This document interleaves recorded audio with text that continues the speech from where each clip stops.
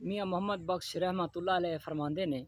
कि जांदी वारे डरावना बनया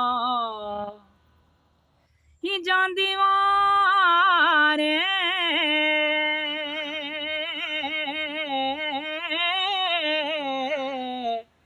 ही जांदी वारी डरावना बनया ते कड्डो कड्डो कर दे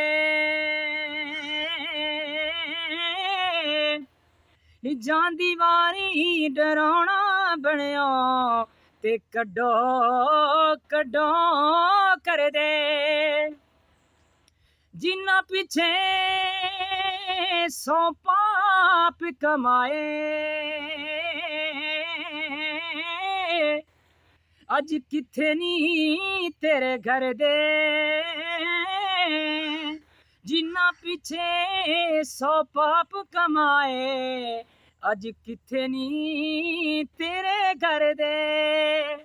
जांदी वार हो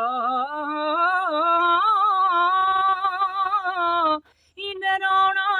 बनया ते कड्डो कड्डो कर दे जांदी वारी डरावना बनया ते कड्डो कड्डो कर दे।